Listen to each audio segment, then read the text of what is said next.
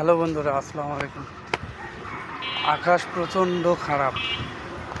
এই মনে করো মেঘলা আকাশে একটু বাইর হয়েছি, বরঞ্চ অথচ আজ ছুটির দিন। বাসায় বসে থাকতে থাকতে ভোর লাগতেছে, কত আর বসে থাকি। একটা জিনিস আমি লক্ষ্য করলাম যে এই আকাশ, প্রচণ্ড আকাশে সবচেয়ে সমস্যা হয় আমাদের মতো মধ্যবিত্ত গরিব অসহায়দের। কারণ তারা ঠিকভাবে কোনো কিছু করতেও পারে না, ঠিকভাবে কোনো কিছু কর্ম করতেও পারে না,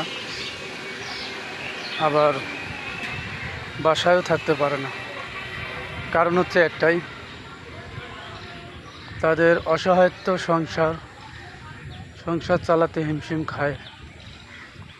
কারণ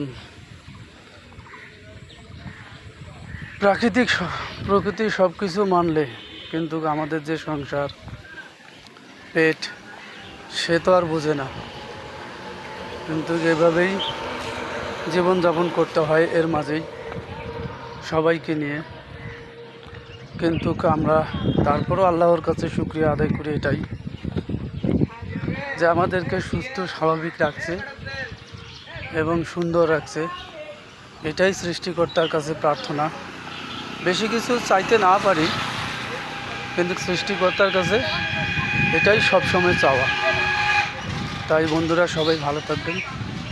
এই বিকেলে রোদে না থাকার কারণে মেঘলা আকাশ, কেউ বাইরে হবেন না, নিজে নিজে সতর্ক থাকবেন।